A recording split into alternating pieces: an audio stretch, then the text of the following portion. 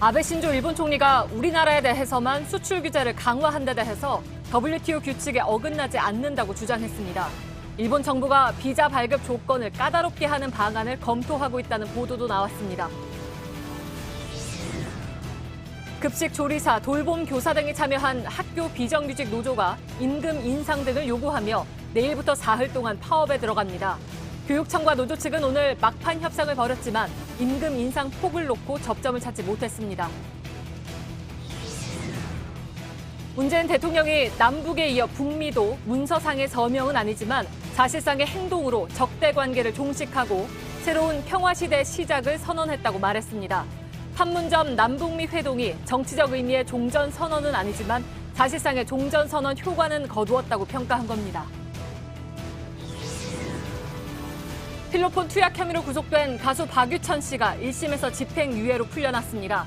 박 씨는 앞으로 사회에 봉사하며 살겠다고 말했습니다. 어젯밤 인천 서구에서 붉은 수돗물이 또 나왔습니다. 69가구가 불편을 겪었습니다. 인천시는 일단 생수를 쓰고 필터를 바꾸라고 안내해서 주민들의 비판이 이어졌습니다. 전체 자영업자는 줄고 있지만 식당 창업에 뛰어드는 20, 30대 청년들이 꾸준히 늘고 있습니다. 하지만 식당 10곳 중 끝까지 살아남는 가게는 한두 곳에 불과합니다. 홍콩 주권 반환 22주년이었던 어제 55만 명의 홍콩 시민들이 범죄인 인도 법안에 반대하는 시위를 했습니다. 우리 국회격인 홍콩 입법회가 사상 처음으로 한때 시위대에 장악되기도 했습니다. 지난주 경기도에서 버스가 정차하기 전에 움직이면 승객과 기사 모두에게 과태료를 내게 하는 조례를 제정하려다가 중단했습니다. 현실성이 없다는 시민들의 반발 때문인데요. 그렇다면 실제 승객들은 어떻게 버스를 이용하고 있을지 밀착 카메라가 가봤습니다.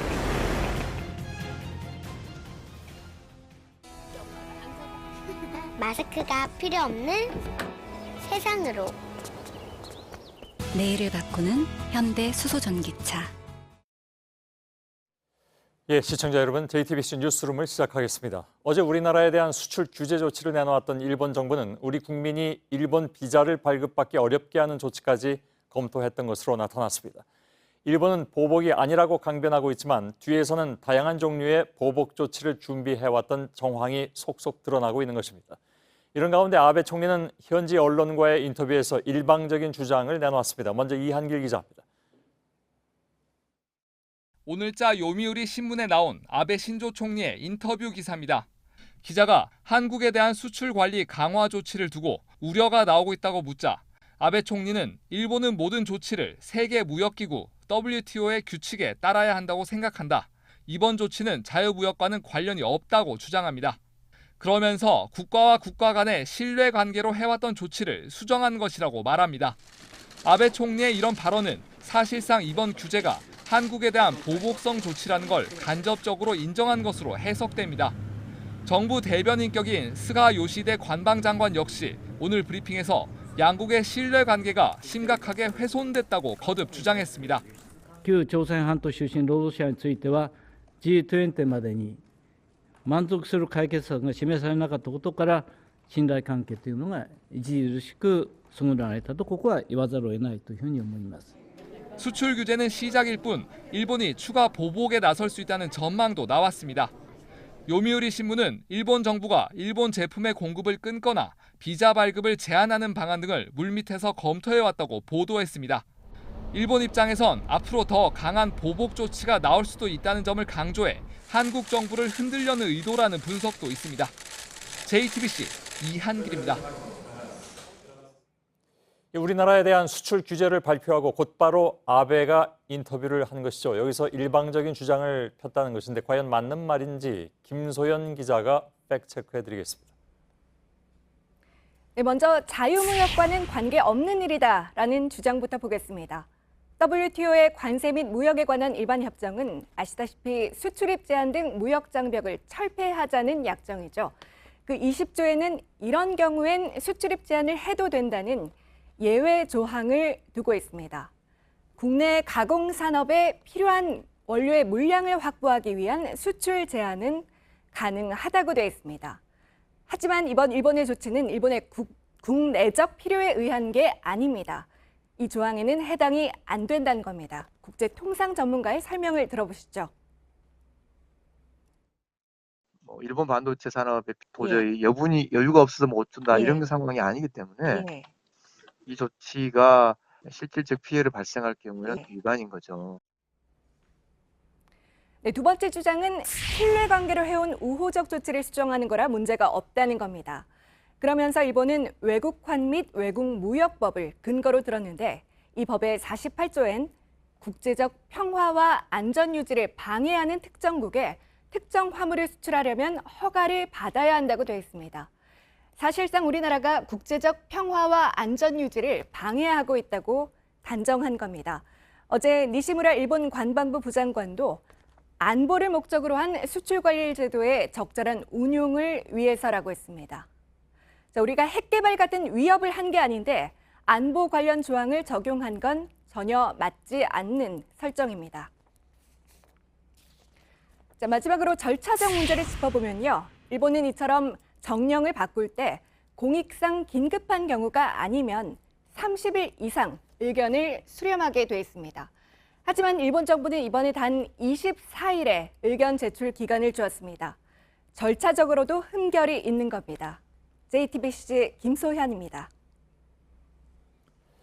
보신 것처럼 아베 총리의 발언은 상당 부분 사실과 거리가 있습니다. 그럼에도 연일 한국을 때리는 것은 지지율에 도움이 된다는 판단에 따른 것으로 보이는데 아시다시피 일본에서는 이달 21일에 참의원 선거가 있습니다. 아베 지지율 등락과 한국 때리기는 어떤 함수관계를 가지고 있는지 김태영 신진 기자가 분석했습니다.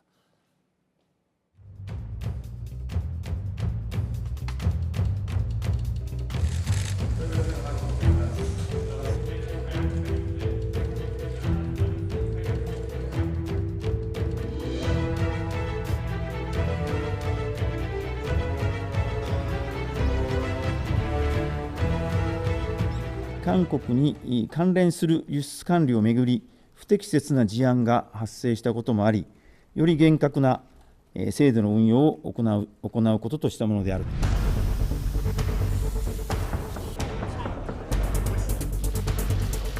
2017년 1월부터 최근까지 2년 반 동안 일본 언론사 3곳이 발표한 여론조사 결과를 이렇게 쭉 펼쳐봤습니다. 모두 비슷한 추이를 보이는데 저희가 특히 주목한 건 아베 총리의 지지율이 떨어지기 시작한 시점들입니다. 2018년 10월 아베 총리의 지지율은 이렇게 하락세입니다. 아베 총리는 강제징용 배상 판결과 관련해 우리 대법원을 공격합니다. この判決は国際法に照らしてありえない判断であります。 지지율은 곧바로 오릅니다. 하지만 이 상승세는 오래가지 못합니다. 외국인 노동자 유입 확대 법안을 강행 통과시키면서 일본 내 여론이 나빠졌기 때문입니다. 지지율은 4에서 6%포인트 급락합니다. 그리고 얼마 지나지 않아 일본 초계기 사건이 터집니다.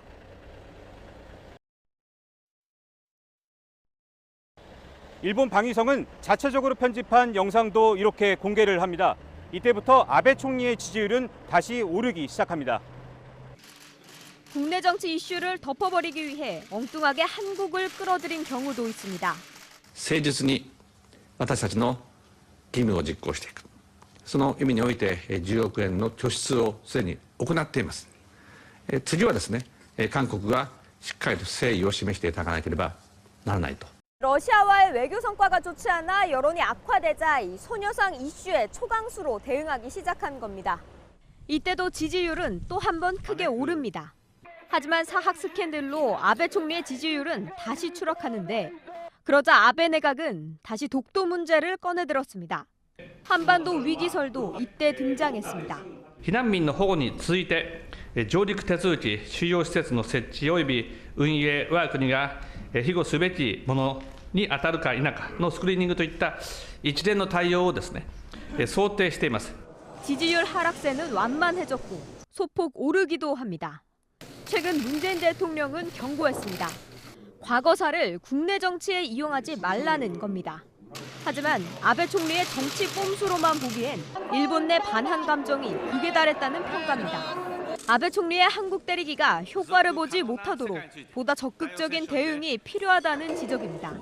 조금 더 적극적인 그런 한국 정부의 추가 조치가 필요하다고 봅니다. 그리고 이제 물밑 대화를 통해 가지고 일본 정부도 접근할 수 있는, 우리 측도 해결할 수 있는 그런 해법을 찾아 나가는. JTBC 신진입니다. 아베 발언을 듣다 보면 자꾸 궁금한 것이 생기는데 대표적인 것 몇 가지만 도쿄 윤서령 특파원에게 물어보겠습니다. 윤 특파원, 아베가 내놓은 발언의 강도는 무척 센 것 같습니다. 그런데 표현은 좀 애매모호한 것이 많이 있습니다. 우선 신뢰 관계상 해왔던 조치를 개정했다. 이게 무슨 얘기입니까? 네, 그동안은 신뢰관계 하에서 수출 절차를 진행해 왔던 건데 신뢰관계가 깨졌기 때문에 규제를 강화한 거다라는 주장입니다. 구체적으로 신뢰관계가 깨진 게 무엇인지 아베 총리는 말하고 있지 않지만 앞서 리포트에서 보셨듯이 일본 정부는 강제징용 재판과 관련해서 일본 측에 만족스러운 해결책을 내놓지 않았다 이렇게 시인을 했습니다. 이 아베 총리는 신뢰관계를 계속해서 반복해서 언급함으로써 이번 사태의 원인을 한국 측에 돌리고 있는 겁니다. 또 본인이 직접 이 강제징용 재판을 언급하지 않은 것도 보복 조치라는 인상을 주지 않기 위해서입니다. 이 아베 총리의 발언을 찬찬히 뜯어보면은 고도의 계산된 발언이라고 할 수 있습니다. 예, 뭐 고도의 계산된 거는 알겠는데 예를 들어서 강제징용 재판이 자신들한테 불리한 것이 왜 신뢰관계를 깬 것인지 이에 대한 구체적인 설명이 없고 그 부분은 전혀 논리적이지가 않아서 저희들로서는 뭐 이해하기가 좀 어려운 것은 여전한 것 같습니다. 비자 발급 제한 얘기가 나왔는데 어떤 비자를 얘기하는 겁니까?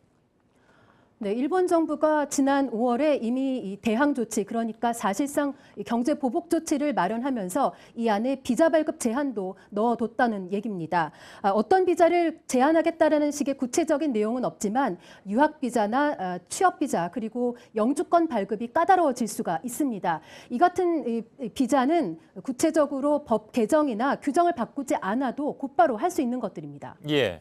근데 실제로 그렇게 되면 어떤 피해가 있습니까? 예를 들면 비자 발급에 시간이 오래 걸린다든지 이유 없이 거부되는 사례가 잦아질 수 있습니다. 한국 국민들을 일부러 귀찮게 하는 것들입니다. 하지만 일본도 피해를 감수해야 되는 부분입니다. 일본은 현재 일손 부족 때문에 외국인 인재를 적극적으로 수용을 하고 있습니다. 또 무비자로 한국인의 경우는 90일까지 체류를 할 수 있는데 이걸 제한할 경우 일본의 관광업계가 큰 타격을 입을 수 있습니다. 예. 이런 조치들은 일본 정치권의 압력 때문에 검토가 되었던 것들인데 국민들의 불편을 볼모로 한국을 압박하고 있는 겁니다. 예, 관광의 경우 90일 무비자인데 그걸 예를 들면 뭐 90일보다 더 줄일 수도 있다 뭐 이런 얘기가 됩니까? 그런 것도 가능하다고 볼 수 있습니다. 현재는 90일까지 가능하고 1년에 3번까지 제한이 되어 있는 그런 정도로 운영이 되고 있는데 예를 들면은 90일 기간을 60일로 줄인다든지 하는 식으로 제한을 할 수도 있습니다. 예, 알겠습니다. 윤서령 특파원이었습니다. 자, 우리 정부는 일본을 WTO에 제소하기 위한 준비에 들어갔습니다. 특히 히토류 사태 당시에 일본이 중국을 제소하면서 펼친 논리를 집중적으로 살펴보고 있다고 하는군요. 전면에 나선 것은 지난번에 후쿠시마 수산물 분쟁을 승리로 이끈 통상분쟁 대응팀입니다. 이희정 기자. 정부는 일본을 WTO에 제소하기 위한 구체적인 준비 작업에 들어갔습니다. 실무를 맡은 건 산업통상자원부 분쟁 대응팀입니다. 지난번 후쿠시마 수산물 수입 금지를 놓고 벌어진 일본과의 분쟁에서 역전승을 이끌어낸 주역입니다. 정부 핵심 관계자는 통상 전문가들이 법률 검토에 들어갔다면서 과거에 벌어진 유사 사례도 모으고 있다고 말했습니다. 정부는 일본이 수출을 제한하면서도 구체적인 이유를 밝히지 않았다는 점을 주목하고 있습니다. 양국 간 신뢰라는 모호한 근거만 들었는데 통상규칙을 자의적으로 해석했다고 볼 여지가 있다는 겁니다. 2010년 히토류 수출을 제한한 중국을 상대로 일본이 WTO에 제소했던 사례도 집중적으로 들여다보고 있습니다. 당시 일본이 피해자로서 펼친 논리를 꼼꼼히 따져 이번 조치가 부당하다는 걸 입증하는 데 쓰겠다는 겁니다. 일본은 3년간 분쟁 끝에 결국 중국에 승소했습니다. 다만 WTO 제소 절차를 밟기까지는 최소 3, 4개월이 더 걸립니다. 이 기간 동안 기업 피해가 현실화할 수 있는 만큼 일본 측과 접촉해 해결책을 찾는 방안도 함께 추진될 걸로 보입니다. JTBC 이희정입니다. 예, 학교에는 급식 조리사나 돌봄 교사 같은 여러 비정규직 노동자들이 꽤 많이 있습니다. 내일부터 나흘 동안 대규모 파업을 예고한 상황인데 오늘 교육당국과 노조가 막판 교섭을 벌였지만 끝내 결렬됐습니다. 너무 입장차가 컸던 것 같습니다. 현장 연결하겠습니다. 박진규 기자, 결국 접점을 찾지 못했군요. 네, 그렇습니다. 교육부와 시도교육청 관계자 등 이 교육당국과 노조 측이 오늘 오후 1시부터 막판 교섭을 시작을 했습니다. 자리를 한 차례 옮기기도 해서 이곳 서울시교육청 교육시설관리본부에서 5시부터 2차 협상을 시작했는데 2시간 만인 조금 전 7시에 끝이 났습니다. 끝내 합의를 보지 못했고요. 전국 학교 비정규직 연대회의는 예고한 대로 내일부터 사흘 동안 총파업에 들어간다고 밝혔습니다. 예. 입장차가 크다는 건 알았는데 전혀 그러면 조금도 진전이 없었습니까? 네, 일단 양측은 그렇게 얘기를 하고 있습니다. 우선 이 학교 비정규직 노조 측은 기본급을 6% 이상 올리고 정규직과의 차별을 없애라고 요구하고 있습니다. 근속수당 인상이나 명절 휴가비 등을 이제 똑같이 지급하라는 건데요. 교육당국은 예상 문제로 기본급 1.8% 인상안을 유지하고 있다 보니 의견차가 좁혀지지 못하고 있습니다.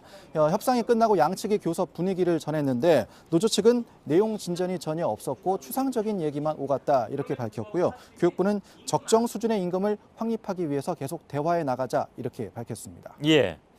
자, 내일부터 파업에 들어가면 예를 들면 이제 급식 중단이라든가 이런 상황은 좀 예상을 해야 될 것 같군요. 네, 그렇습니다. 노조 측은 일단 내일부터 전국 6천여 개 학교에서 사흘 동안 총 인원 9만 명이 파업에 동참한다고 밝히고 있습니다. 다만 이 모든 학교에서 급식이 중단되는 것은 아닌데요. 교육당국의 집계는 내일 정확하게 나오게 됩니다. 일단 2017년 6월 파업 때 파업 참여 학교가 3,500여 곳이었고 급식이 중단됐던 학교가 1,900여 곳이었습니다. 당국은 이것보다 규모가 더 커질 걸로 예상은 하고 있습니다. 교육당국은 빵과 우유 같은 이 대체 급식을 마련하고 단축 수업 같은 임시 대책을 세워놓고 있습니다. 예, 박진규 기자였습니다. 학교 비정규직 노동자들이 총파업에 돌입하면 길게는 사흘 동안 급식이 중단되는 학교가 나올 수 있다고 방금 전해드렸습니다. 당장 불편을 걱정하는 목소리도 있지만 또 응원을 보내는 사람들도 있습니다. 이수진 기자입니다.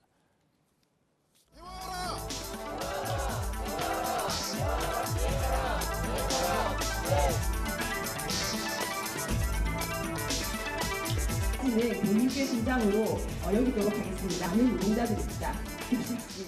일단 그 식단 대체 식단 봤는데 그 점심 대체하기엔 좀 많이 부족하네요. 점심을 뭐 빵이나 이렇게 먹으면 버틸 수 없을 것 같아요. 시간을 따서 사회생활하고 사람 대 사람으로서 봤을 때는 정규직으로 딱 되셔서 마음 편하게 일하시고. 파업에 참여하기로 한 이모 씨도 내일 당장 새 아이가 학교에서 먹을 도시락을 준비합니다. 애들 내일 파업이라서 삼겹살 김치볶음밥 해주려고. 그 아이들 가진 엄마들이 굉장히 불편할 수 있을 것 같아요. 앞으로 사흘간 급식실 조리도구를 놓아야 하는 마음도 편치 않습니다. 그러나 비정규직도 동등한 대우를 받아야 한다는 생각은 굳건합니다. 대체 몇 병가를 쓰고 싶어도 사람이 없어서 실상 쓰지를 못하거든요. 비정규직이어도 좀 최소한의 그냥 평범한 삶이 좀 살 수 있는 그런 조건이 되면 좋겠어요. 파업에 참여하는 학교 비정규직 노동자를 응원하는 목소리도 점차 커지고 있습니다. 한 교장 선생님은 장미꽃을 전달했습니다. 정당한 노동의 대가를 인정받고 존중받지 못하는 그런 분들의 상황을 알리는 것도 학생들에게 좋은 배움이 일어날 수 있는 기회가 될 수 있겠다. 급식실을 찾은 초등학생들은 쪽지에 편지를 적었습니다. 항상 급식 맛있게 해주셔서 감사했습니다. 아이들은 조금 불편해도 괜찮다고 말합니다. 급식 못 먹어도 괜찮을 것 같아요. JTBC 이수진입니다. 예, 학교 비정규직 노동자의 파업은 2012년 이후에 벌써 5번째입니다. 그동안에 무엇이 바뀌었고 또 무엇이 바뀌지 않아서 이렇게 파업은 계속 되풀이되는 것인지 서효정 기자가 나와 있습니다. 자, 노동자 측의 입장을 좀 들어봐야 될 것 같은데 기본급을 6% 이상 올려달라는 것, 이게 가장 기본적인 요구죠?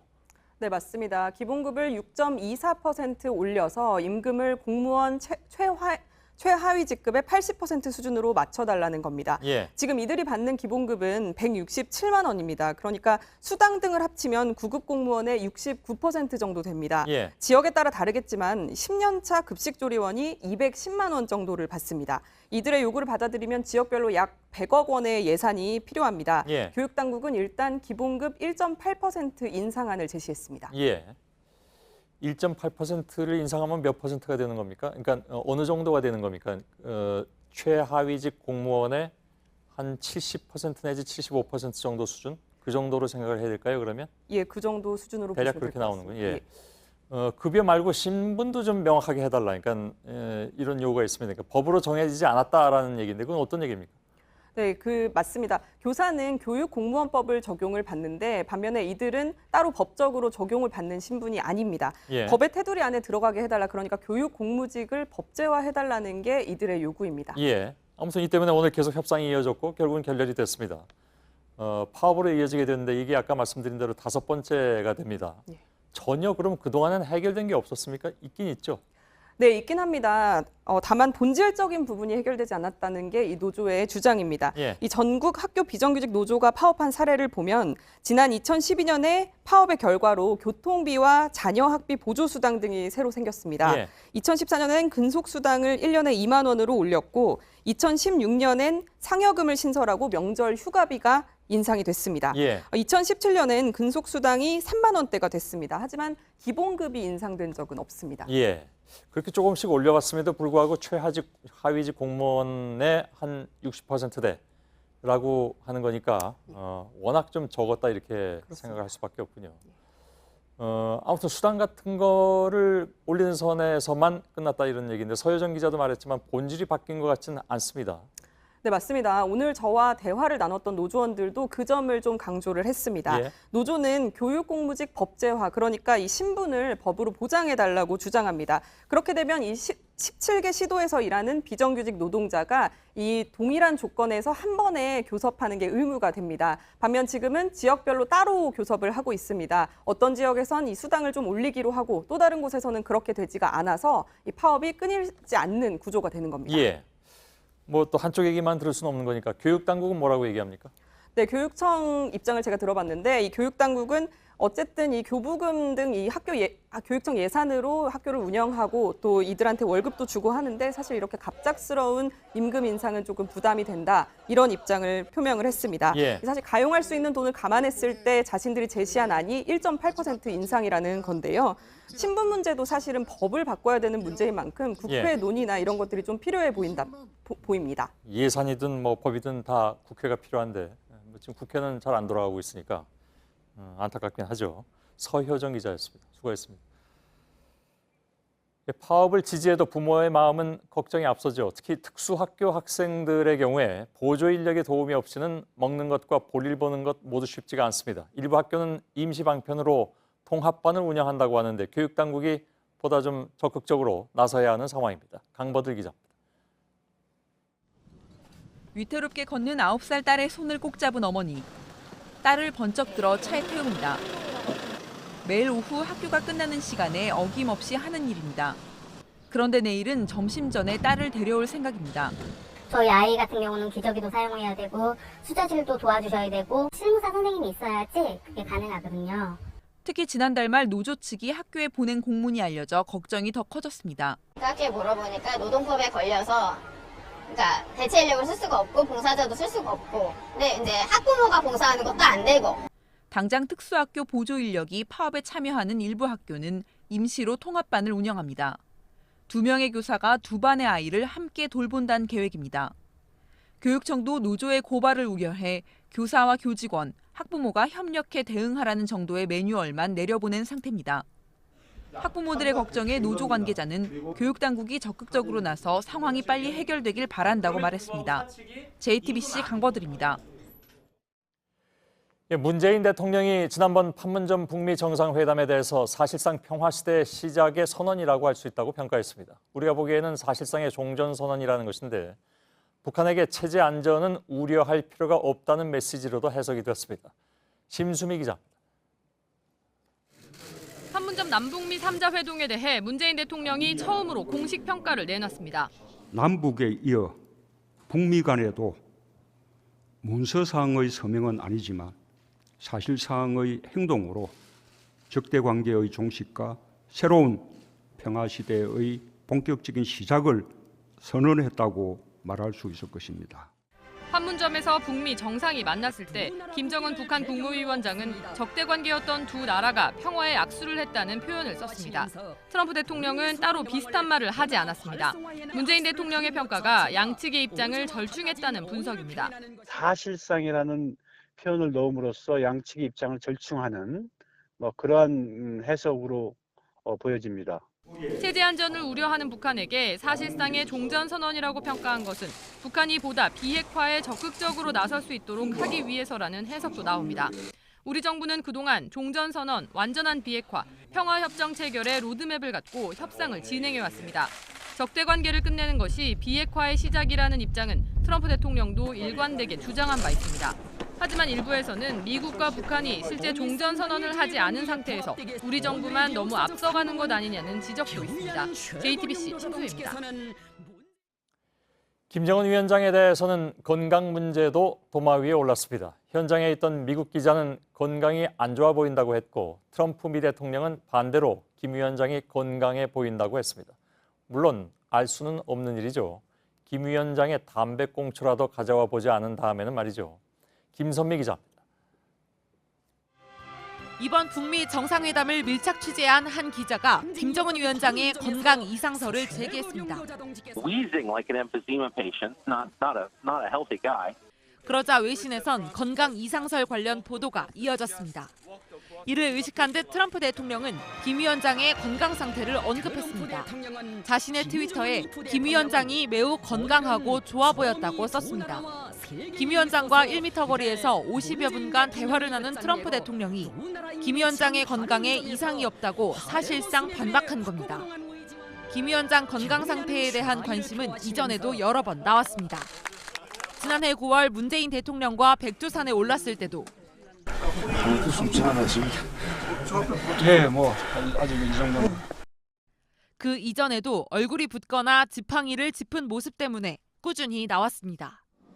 북한은 김 위원장의 건강 정보를 노출하지 않기 위해 해외 방문 때 담배꽁초 하나까지 철저하게 수거하는 것으로 전해집니다. JTBC 김선미입니다. 대개의 경우 통역사들도 해당 분야나 상황에 대한 공부를 미리 하고 통역에 나서곤 합니다. 정상회담의 경우라면 더 말할 것도 없겠죠. 그러나 그게 불가능했던 것이 엊그제 갑작스런 판문점 3자 회동이었습니다. 그럼에도 이날의 통역은 만점이었다는 평가를 받기도 했습니다. 박현주 기자입니다. 사상 처음으로 우리 땅을 밟은 미국 대통령이 되셨습니다. 트럼프 대통령의 깜짝 방북에 대해 김정은 위원장이 인사말을 하자 북한의 통역사는 망설임 없이 영어로 이어봤습니다. 좋지 않은 그 과거를 청산하고 앞으로 좋은 밤날을 개척하려는 트럼프 대통령이 그 남다른 용단의 그 분량이라고 생각합니다. 김 위원장이 말할 때 가만히 서 있던 트럼프 대통령도 This is an expression of his willingness to eliminate all the unfortunate past and open a new future. 통역사가 전한 한마디에 고개를 끄덕이며 김 위원장의 등을 두드립니다. 북한에선 세 차례의 북미 회담 때마다 다른 통역사가 등장했습니다. 이번 판문점 회담의 통역사는 앞서 미국 농구 선수 데니스 로드먼의 방북 등 행사에서 통역했습니다. 정부 당국자는 외무성 소속의 김모 씨로 파악하고 있다고 설명했습니다. 문재인 대통령의 통역사는 순발력이 넘친다는 평가를 받았습니다. 특히 김 위원장이 북으로 돌아간 직후 한미 정상이 즉석으로 연 기자회견에선 원고 없이 이어지는 발언을 빠짐없이 옮겼습니다. 트럼프 대통령이 대담한 제안에 따라서 역사적인 만남이 이루어졌습니다. Thanks to President Trump's bold proposal, this historic meeting had taken place. 청와대에 파견 나온 외교관 최경훈 씨입니다. 트럼프 대통령이 차량에 탑승하기 전 문 대통령에게 귓속말을 하기 전에도 최 행정관이 곧바로 알아듣고 카메라를 물립니다. 최 행정관은 지난해 5월 문 대통령의 워싱턴 방문 때부터 통역을 맡았으며 어린 시절 영국에서 공부했습니다. JTBC 박현주입니다. 가수 박유천 씨가 집행유예를 선고받고 2달 만에 풀려났습니다. 필로폰을 투약한 혐의로 구속돼서 재판에 넘겨졌죠. 법정과 구치소 앞에는 100여 명의 팬들이 몰려왔습니다. 김도훈 기자입니다. 선글라스와 마스크를 쓴 여성들이 줄지어 법원 밖을 빠져나옵니다. 가수 박유천 씨의 마약 혐의 판결을 보기 위해 법원을 찾은 겁니다. 일본과 중국, 대만 등 해외 팬과 국내 팬 등 100여 명이 몰려왔습니다. 공판 시작 전부터 긴 줄이 만들어졌습니다. 앉을 자리가 부족해 바닥에 앉거나 자리에 서서 재판을 지켜봐야 했습니다. 재판 직전엔 법원 경위가 팬들에게 일본어로 말하는 보기 드문 모습도 보였습니다. 사진을 찍거나 녹음하면 안 된다고 알리기 위해서입니다. 수원지방법원은 마약 투약 혐의로 구속된 박 씨에 대해 징역 10월에 집행유예 2년을 선고했습니다. 재판부는 박 씨가 초범인데다 범행을 인정하고 잘못을 반성하고 있다며 양형 이유를 설명했습니다. 앞서 박 씨는 전 연인 황하나 씨와 필로폰을 구입해 지난해부터 올 3월까지 7번 투약한 혐의로 재판에 넘겨졌습니다. 박 씨의 석방이 결정되자 구치소 앞에도 해바라기 꽃을 든 해외 팬 수십여 명이 찾아왔습니다. 팬분들께 정말 미안하고 정말 죄송합니다. 열심히 정직하게 하겠습니다. 네. 박 씨는 출소 이후 보호관찰과 함께 마약 중독 치료도 받아야 합니다. JTBC 김도훈입니다. 네, 마약 범죄는 심각성에 비해서 정작 처벌이 약하다는 인식이 있습니다. 실제로 그런지 저희가 통계로 확인했습니다. 그 결과 40% 가까이가 집행유예를 선고받았습니다. 나름의 이유는 있습니다. 홍지용 기자입니다. 연예인 마약 사건에서 집행유예가 나올 때마다 재판부가 봐준 게 아니냐는 비판이 자주 따라붙었습니다. 통계를 확인했습니다. 지난해 재판에 넘겨진 마약 사범 가운데 집행유예를 받은 사람은 40%가 넘습니다. 벌금형까지 합하면 전체 마약 사범의 절반 가까이 징역형을 피했습니다. 이유는 있습니다. 처벌보다는 치료에 무게를 두기 때문입니다. 박유천 씨를 담당한 재판부도 제4회화를 통해 약을 끊는 기회를 줘야 한다며 보호관찰과 치료 명령을 내렸습니다. 보호관찰 기간엔 치료를 하고 불시에 소변 검사도 합니다. 문제는 그 이후입니다. 마약 사범의 재범률은 지난해 36%를 넘었습니다. 보호관찰 중에는 5%대로 내려가지만 그 뒤에 다시 마약에 손대는 경우가 많은 겁니다. 전문가들은 마약 중독을 당뇨나 고혈압처럼 평생 관리해야 한다고 말합니다. JTBC 홍지용입니다. 한진그룹 모녀는 필리핀 여성들을 국내에 불법으로 들어올 수 있게 하고 가사 도우미로 고용을 해서 재판에 넘겨졌었죠. 검찰은 벌금형을 내려달라고 했는데 판사는 오히려 징역형을 선고했습니다. 물론 집행유예를 받아서 옥살이는 안 합니다. 공다솜 기자입니다. 대한항공은 2013년부터 지난해 초까지 필리핀 여성 11명을 직원으로 꾸며 비자를 연장했습니다. 이들은 고 조양호 회장의 부인 이명희 씨와 딸 조연아 씨의 집에서 가사 도우미로 일한 여성들이었습니다. 오늘 법원은 이 씨와 조 씨의 혐의를 대부분 유죄로 판단했습니다. 우선 재판부는 두 사람이 대한항공의 가사 도우미의 선발 기준 등을 구체적으로 내려보내는 등 기업을 사유재산처럼 이용했다고 지적했습니다. 그러면서 당초 검찰이 두 사람에게 각각 구형한 3천만 원과 1,500만 원의 벌금형 대신 징역형인 집행유예를 선고했습니다. 재판부는 두 사람의 범죄가 사회적으로 비난 가능성이 커서 벌금형이 맞지 않다고 봤습니다. 재판부가 검찰이 제시한 형량보다 무거운 형을 선고한 건 이례적입니다. 하지만 집행유예가 벌금형보다 형은 무거워도 경영활동 등이 가능합니다. 이 때문에 법원이 바꾼 형량도 이들에겐 사실상 차이가 없어 보인다는 시각도 적지 않습니다. JTBC 공다소입니다. 술에 취한 오토바이 운전자가 자신을 신고한 사람을 마구 때려서 경찰에 붙잡혔습니다. 심지어 신고한 사람의 아버지도 위협했고 경찰관도 때렸습니다. 하지만 경찰은 이 운전자를 조사만 하고 바로 풀어주었습니다. 정영재 기자입니다. 검은 옷을 입은 남성이 웅크린 남성에게 주먹을 휘두릅니다. 무릎으로 얼굴을 때리고 사정없이 내려칩니다. 지난달 26일 새벽 1시 20분쯤 대전 유성구에서 벌어진 일입니다. 31살 A씨가 33살 강모 씨를 길 한복판에서 마구 때렸습니다. 강 씨는 지금도 병원에서 치료 중입니다. 악몽 올 거예요. 그때 당했을 때 이제 막 부차별적으로 무릎으로 특히 이쪽을 가격하는 그게 꿈속에 나와가지고. 폭행 직전 가해자 A씨는 술에 취해 오토바이를 몰다 강 씨의 차 앞을 가로막았습니다. 강 씨가 오토바이 번호판을 찍고 경찰에 신고하자 위협하며 쫓아왔습니다. 쫓기던 강 씨는 세 차례나 112에 신고했지만 경찰은 폭행이 벌어진 뒤에 도착했습니다. 두 번째 신고할 때도 제발 좀 빨리 와주세요. 제발 좀 빨리 와주세요. 이렇게 얘기를 했거든요. A 씨는 깨진 보도블럭으로 함께 있던 강 씨 아버지도 위협했고 출동한 경찰관까지 때렸습니다. 그런데도 A 씨는 그날 아침 바로 풀려났습니다. 보복 범죄가 우려되는 상황이었지만 경찰이 단순 폭행으로 본 겁니다.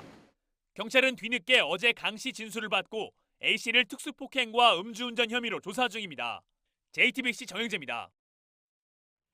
어제 인천에서 붉은 수돗물이 또 나왔습니다. JTBC 취재 결과 69가구가 신고를 했습니다. 사정이 이런데도 인천시는 생수 사용을 적극적으로 권장한다고 안내해서 주민들 비판이 이어졌습니다. 오선민 기자입니다. 싱크대 물을 틀고 5초, 필터가 붉게 변합니다. 시간이 지날수록 필터 색깔이 진해집니다. 미쳤다. 와, 바로 더러워지는데? 어제 하루 인천 서구청에 들어온 붉은 수돗물 신고만 69건. 환경부가 사고 이전 수준으로 수질이 회복됐다고 발표한 지 사흘 만입니다. 영상에서 보셨던 붉은 수돗물이 나왔던 집입니다. 지금은 붉은 수돗물은 멈춘 상황인데요. 붉은 수돗물이 나올 때 1분간 사용했던 필터입니다. 원래 필터랑 비교를 해보면 색깔이 확연하게 차이가 나는 걸 보실 수 있습니다. 틀었는데 바로 필터가 까맣게 변하는 거예요. 1분도 안 돼서. 이웃집도 마찬가지. 화장실 세면대 물을 트니 붉은 물이 차오릅니다. 이렇게 흘러 나오는 것도 붉게 보였잖아요. 네네. 그래서 너무 깜짝 놀랐어요. 지자체는 이물질을 없애기 위해 물을 흘려보내는 과정에서 일어날 수 있는 일이라고 설명합니다. 사전 공지도 안 하고 해요? 갑자기 오늘 밤부터 엄청 심해졌는데. 일단 수준이 일일이 다 공지가 되지는 않아요, 주민이. 그 생수 사용을 좀 적극적으로 권장을 좀 해드리고 있는 부분이고. 관계 당국은 정확한 원인은 내놓지 못한 상황입니다. 배수관이 이제 관에 있던 게 순환이 되잖아요. 고여있던 게 살짝 나왔을 수도 있어가지고. 50만 급수 지역이거든요. 개개인의 상황들은 조금 다를 수도 있어요. 예상치 못한 붉은 수돗물을 다시 만난 시민들은 불안을 호소합니다. 6월 29일 정도에 정상화가 될 거라고 얘기했는데 이걸 어디까지 믿어야 되나? 예, 계속 불안할 뿐이죠. JTBC 오선민입니다. 네, 이렇게 한 달이 넘도록 붉은 수돗물 논란이 멈추지 않고 있습니다. 어제까지 접수된 민원이 3만 5천 건이 넘었고 인천시장은 직무유기 혐의로 고발됐습니다. 경찰은 수사에 들어갔습니다. 김민관 기자입니다. 붉은 수돗물 사태가 시작된 건 지난 5월 30일 정부 차원의 수돗물 검사가 진행됐지만 상황은 크게 나아지지 않았습니다. 주민들은 불안감과 불편함을 호소했습니다. 지난 1일까지 접수된 민원은 총 3만 5,009건. 박남춘 인천시장과 인천시 상수도본부장 등은 직무유기 혐의로 고발됐습니다. 경찰은 고발인 조사를 시작으로 수사에 들어갔습니다. 경찰은 이르면 이달 안에 피고발인도 불러 조사할 계획입니다. 보상 논의도 본격적으로 이루어지고 있습니다. 피해 주민과 소상공인, 법률 전문가 등 21명이 협의체를 구성했습니다. 보상 기준과 절차 등을 논의할 계획입니다. JTBC 김민관입니다. 오늘 광화문 광장에는 대형 화분 34개가 더 놓였습니다. 이제 남쪽 광장은 빈 곳이 없을 정도입니다. 광장이라는 말이 무색하게 됐죠. 우리공화당은 이번 주 안에 몽골 텐트 4동을 더 치겠다고 밝혀서 여전히 좀 혼란스러운 상황입니다. 류정화 기자가 오늘도 현장에 나가 있습니다. 자, 류정화 기자, 거기 광화문 숲이라는 별명이 새로 생겼을 정도로 아무튼 화분이 많이 들어섰습니다. 시민들 생각이 좀 착잡한 것 같습니다. 차라리 지금처럼 이렇게 계속 가는 것이 또 울창해 보이고 낫기도 하다라는 생각들도 계신 것 같고 있는 것 같고 또 역시 광장의 형태로 해서 시민들한테 돌려줘야 되는 것이 아니냐 이런 생각들도 있으신 것 같은데 직접 현장에 나가 보니까 어떻습니까? 또 시민들 얘기도 들어봤을 테고요. 네, 제가 오늘 낮부터 이 광화문 광장에 계속 있었는데요. 데이트를 하러 나온 그 연인들과 또 가족 단위의 그 나들이객들을 많이 볼 수가 있었습니다. 그 이른 더위에 녹음을 볼 수 있어서 좋았다 이런 시민들도 있었고요. 또 낮에는 저쪽 분수에서 물장구를 치는 아이들의 모습도 좀 볼 수가 있었는데요. 하지만 이렇게 그 화분이 빽빽하게 설치가 되어 있기 때문에 사람들이 모여서 행사를 하거나 하기는 좀 어려운 상황입니다. 그래서 좀 합리적인 그 시민들이 나와서 같이 여러 가지 의견을 나누고 토론할 수 있는 그런 원래 광장의 모습으로 좀 돌아왔으면 좋겠다, 이런 이야기를 하는 시민들도 있었습니다. 예. 아무튼 여러 가지 생각이 좀 교차하게 되는 그런 상황인 것 같습니다. 어제 우리 공화당이 토론하던 곳 바로 거기 지금 유 기자가 서 있는 거죠? 네, 맞습니다. 어제 당원 400여 명이 모여서 토론을 한다고 전해드렸던 바로 그곳입니다. 광화문 광장의 중간 해치마당인데요. 어제는 저쪽 아래쪽에 책상을 설치해서 당 지도부가 앉고 이쪽 계단에 당원들이 앉아 있었습니다. 지금은 보시는 것처럼 대형 화분 14개가 줄지어 서 있는데요. 어제 같은 대규모 행사는 좀 열기가 어렵게 된 겁니다. 서울시는 오늘 오전 7시에 개당 85만 원씩 약 1,200만 원을 들여서 화분을 추가로 설치했습니다. 또 오늘 오후에는 이쪽 뒤로 보시면 세종문화회관 쪽으로 이 무궁화 화분 20개를 추가로 더 설치를 했는데요. 오늘까지 광화문 남쪽 광장에는 130개의 대형 화분을 설치했고 또 이 화분 설치에만 총 2억 1천만 원이 들었다고 서울시는 설명했습니다. 예, 적은 돈이 아니네요. 남쪽 광장은 화분으로 이제 거의 뭐 둘러쳐져 있는 그런 상황인 것 같고, 광장의 북쪽, 그러니까 세종대왕 동상에 있는 곳은 화분이 없습니까? 네, 제 뒤로 보시는 광화문 북쪽 광장에는 화분을 설치할 계획이 없다고 서울시는 밝혔습니다. 당장 이번 주말에도 나눔 장터가 예정이 돼 있고 매 주말 또 가끔 평일에도 여러 가지 전시나 행사들이 진행되기 때문인데요. 또 광장 양쪽에는 미 대사관과 또 정부 종합청사가 있기 때문에 경비가 삼엄해서 천막 농성을 하기는 어려울 거라는 설명입니다. 하지만 기습적으로 천막을 칠 가능성도 배제할 수는 없습니다. 예. 자, 아무튼 어제 이 시간에 공화당의 토론 소식을 전해드렸는데 어떤 얘기가 오갔습니까? 네, 당원 10명 중 9명은 천막을 재설치하자 이렇게 요구한 것으로 전해집니다. 이 자리에서는 좀 황당한 이야기들도 오갔다고 하는데요. 이 내용은 이상엽 기자의 리포트로 보시겠습니다. 예. 어제 저녁 광화문 광장에서 열린 우리 공화당의 천막 토론. 지도부에서 세월호 천막 이야기가 나옵니다. 세월호 천막 여행 가다가 학생들 사고 나서 물론 가슴 아픈 일입니다만은 여기는 애국 열사들 아니겠어요? 세간의 관심도 의식합니다. 박원순 시장 때문에 우리 공화당 모르는 사람은 대한민국에 하나도 없어요. 네이버에 말이죠. 검색 순위 1위가 공화당 텐트입니다. 당원들의 발언도 이어집니다. 우리 텐트 치는 거하고 그 나무하고는 아무 상관이 없고요. 그것도 치우려면 돈 많이 들거든요.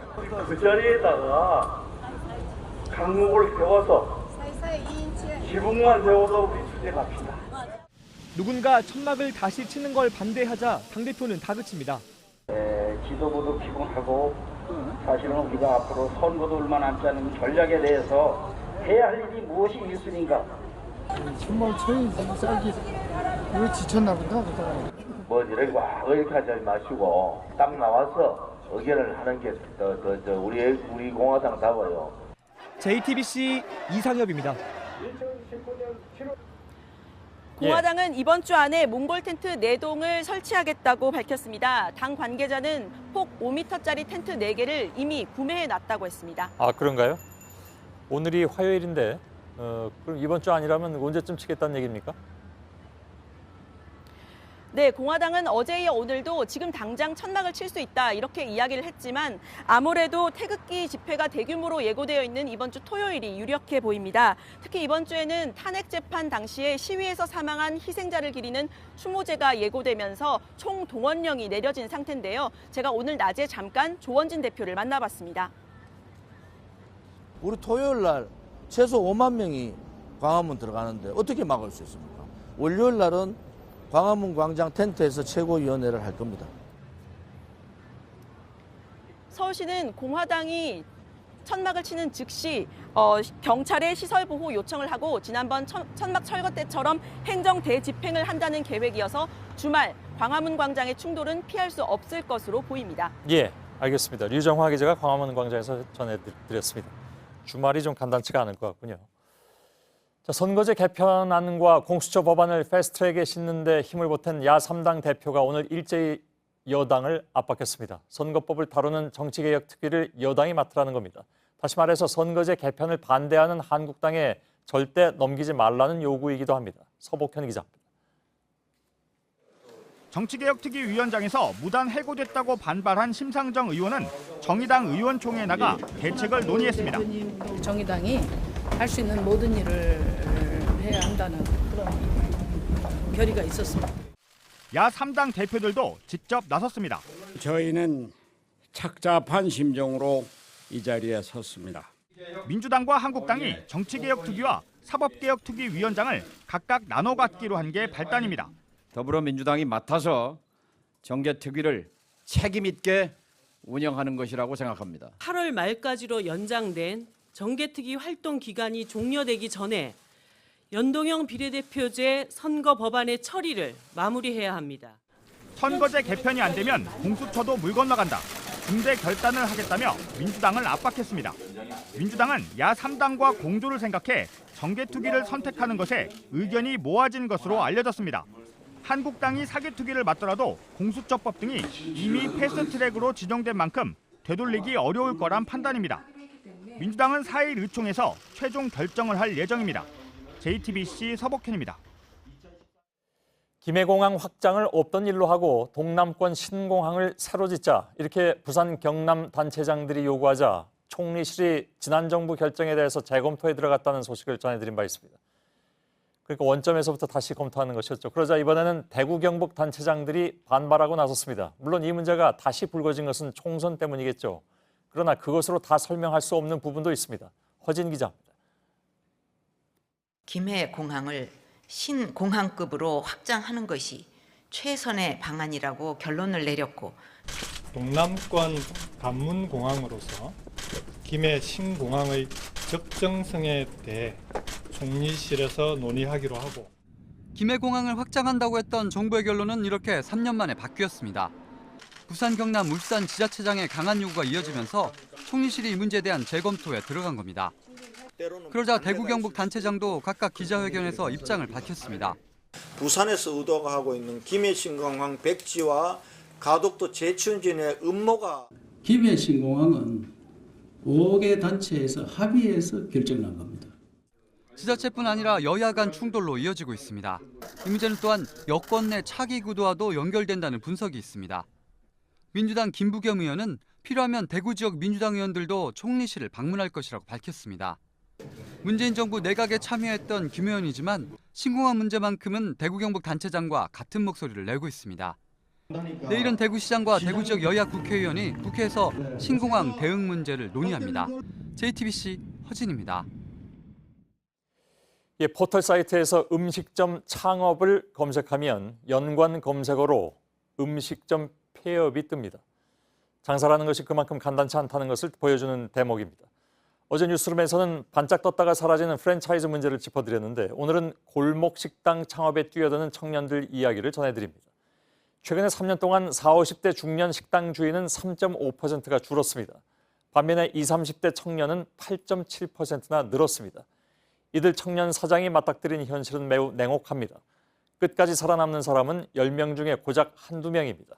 그럼에도 청년들이 왜 장사에 젊음을 바치기로 했는지 또 무엇이 그들의 열정을 꺾는지 정재우, 이세누리 기자가 차례로 전해드립니다. 내가 원하는 거를 내 손으로 만들어내는 거에 의미가 있겠다. 내가 좋아하는 거를 실천을 해볼 수 있겠다. 회사는 이제 위에서 내려오는 지시에 따라서 움직이고 근데 결과로 이제 가는 과정이 명확히 보여지지가 않으니까 취업이 잘 안 된다라는 걸 뭔가 피부로 와닿게 되더라고요. 20대 청년들이 밝힌 창업 이유입니다. 하지만 막상 가게를 차려도 유지하기는 쉽지 않습니다. 이렇게 매출이 안 나오면은 뭐 월세는 어떻게 내지? 약간 이런 고민을 하면서 아 이러다 망하는 거구나. 음식점은 젊은이들도 쉽게 뛰어들 수 있을 만큼 진입 장벽이 낮은 편입니다. 프랜차이즈 업체를 이용할 수도 있습니다. 그만큼 경쟁도 치열합니다.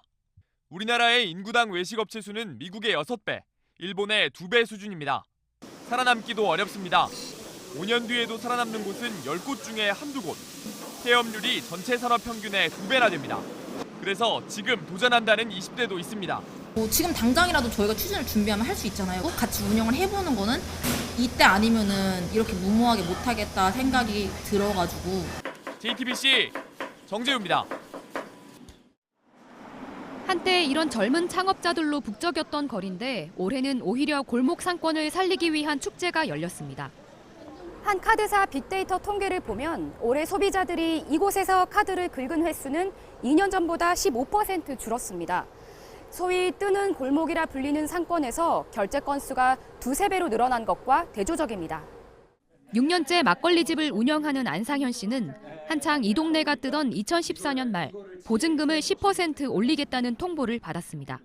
계약 기간도 안 끝났거니와 만약에 계약 기간이 끝났다고 하더라도 당시 상가임대차보호법으로 1년 내에 올릴 수 있는 최대치가 9%예요. 이 건물주 눈밖에 나서 좋은 게 없으니까 올려줬죠. 1년이 더 지나자 이번엔 월세 300만 원을 더 달라고 했습니다. 이를 받아들이지 않자 안 씨를 상대로 소송까지 걸었습니다. 건물주가 패소했지만 안 씨는 가게를 옮기기로 결정했습니다. 그때는 그냥 어려운 줄도 모르고 했는데 그냥 뭐 가게 하면 되는 거다라고 생각하고 했는데 돌이켜보면 이 가게 하나를 하기 위해서 그 가게의 핵심 가치, 음식이나 술 외에도 챙겨야 될 게 되게 많거든요. 30대 진유식 씨는 회사를 그만두고 인기 상권의 샌드위치 가게를 차린 지 3년 만에 월세가 싼 곳으로 가게를 옮겼습니다. 하지만 예전 가게 권리금 3천만 원은 돌려받지 못했습니다. 그 권리금 회수 기간이라는 게 있는데 그게 좀 잘 적용되지 않을 것 같아요. 쉽지 않은 법인 것 같아요. 관련 법이 있지만 현실에선 보호받지 못한다는 겁니다. JTBC 이세누리입니다. 네, 주민들이 이의 신청을 했더니 아파트 공시가격이 통째로 많게는 4억 원씩 내려갔다. 이런 일이 있을 수 있나 하는 분들 계실 텐데 우리나라에서 두 번째로 비싼 아파트에서 생긴 일입니다. 공시가격이 1년 전보다 오히려 낮아지는 일도 벌어졌습니다. 이한주 기자입니다. 서울 성수동 갤러리아 폴의 아파트입니다. 45층 높이 2개 동에 230세대가 살고 있습니다. 3.3제곱미터당 가격은 4,570만 원으로 우리나라에서 두 번째로 비쌉니다. 지난 4월 공개된 아파트의 잠정 공시가격은 평균 30억 200만 원이었습니다. 그런데 지난달 28일 확정된 공시가격은 평균 27억 9,700만 원이 됐습니다. 230가구가 통째로 바뀌었습니다. 잠정 가격보다 6.8% 낮아지면서 지난해 공시가격도 밑돌게 된 겁니다. 많게는 4억 원 넘게 줄어든 가구도 있습니다.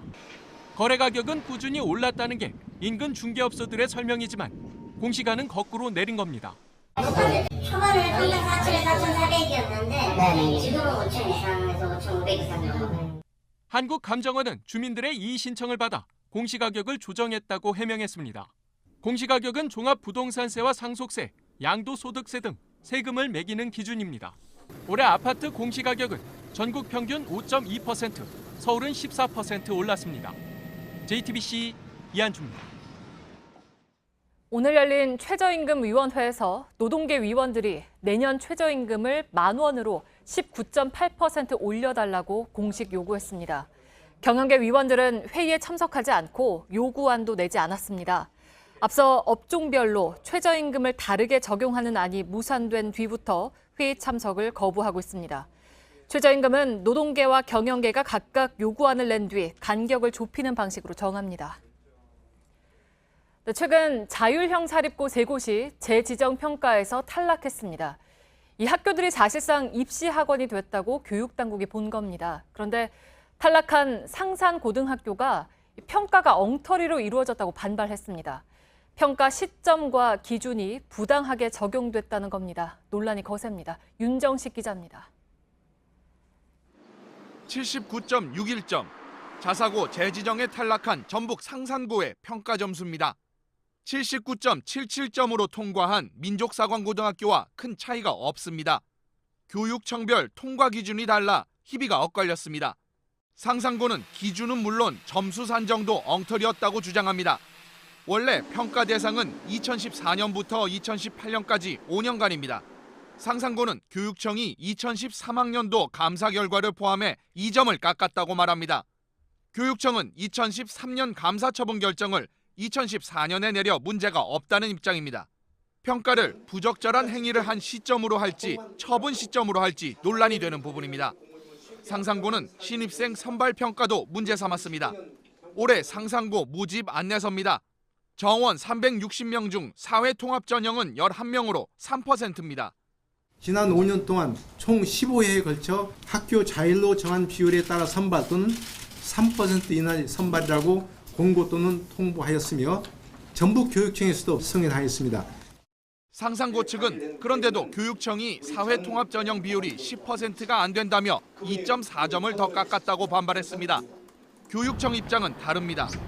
평가에 사회적 통합 전형 부분을 확대하겠다고 이미 안내를 했어요. 2018년까지 10%까지 확대하고 그걸 평가에 반영하겠다. 상상고는 행정소송을 준비하겠다고 밝혔습니다. JTBC 윤정식입니다. 백제와 그 이전 시대인 마한 문화권이었던 영산강 유역에는 고분이 많습니다. 1500년 전에 만들어진 고분에서 유물이 무더기로 나왔습니다.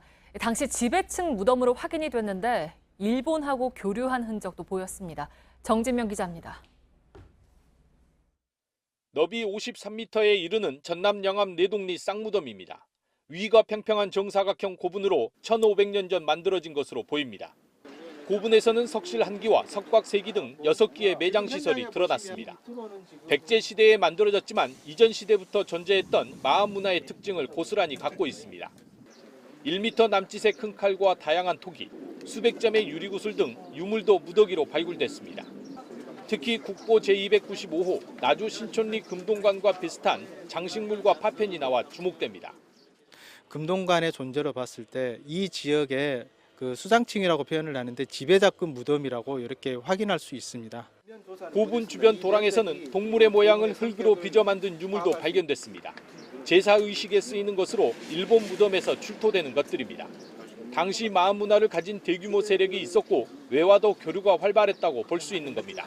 5세기 중반부터 영산강 유역에 일본 그러니까 외와 관련된 물건들이 많이 등장을 하죠. 전남문화재연구소는 드러난 매장시설 아래 석실이 확인돼 추가로 발굴할 계획입니다. JTBC 정진명입니다. 허리 디스크나 뇌졸중 검사를 할 때 쓰는 자기공명 영상장치, 흔히 MRI라고 하죠. 한국과 미국의 공동 연구팀이 이 MRI로 원자 1개, 눈에 보이지도 않는 물질의 가장 작은 알갱이를 촬영하는 데 성공했습니다. 새로운 약이나 양자 컴퓨터를 개발하는 데 큰 도움이 될 걸로 기대하고 있습니다. 박영우 기자입니다. MRI는 자석과 같은 성질을 이용해서 우리 몸 안을 들여다봅니다. 병원뿐 아니라 과학 분야에서도 많이 씁니다. 물질의 구조를 들여다볼 수 있기 때문입니다. 기초과학연구원과 미국 IBM 공동연구팀은 세계 최초로 원자 1개의 MRI 영상을 또렷하게 찍는 데 성공했습니다. 기존에는 분자 단위가 최고였는데 해상도를 100배로 끌어올렸습니다. 사람 머리카락 굵기의 1000만 분의 1 수준을 영상으로 찍은 겁니다. 뾰족한 금속 침으로 전기를 흘려보내는 현미경을 써서 성공했습니다. And now what we could do is scan still our tip across the surface and feel how the two atoms interact or the two magnets interact, one on the tip and one on the surface. 이렇게 원자 단위 촬영이 가능해지면 새로운 소재나 약물을 개발하는 데 큰 도움이 됩니다. MRI로 병을 진단한 다음 치료할 수 있는 것처럼 원자 구조를 정확하게 분석하면 응용해서 새 물질을 만들 수 있기 때문입니다. JTBC 박영우입니다. 앞으로 회사가 채용 면접에서 구직자에게 부모의 직업이나 출신지, 몸무게 같은 일과 관련 없는 걸 물으면 많게는 500만 원의 과태료를 내야 합니다. 부당한 채용 청탁을 하거나 금품을 주고받은 경우엔 많게는 3천만 원의 과태료를 물게 됩니다. 정부는 이 같은 내용을 담은 채용 절차법 시행령을 오는 17일부터 시행하기로 했습니다. 불이 붙은 차량에 커다란 천을 위로 덮습니다. 물이나 소화제 없이 불을 끄는 질식 소화포라는 장비로 오늘 처음 선보였습니다. 2mm 두께의 휴대하기가 좋아서 지하 주차장이나 터널 같은 밀폐된 공간에서 효과가 있을 것으로 소방당국은 기대하고 있습니다.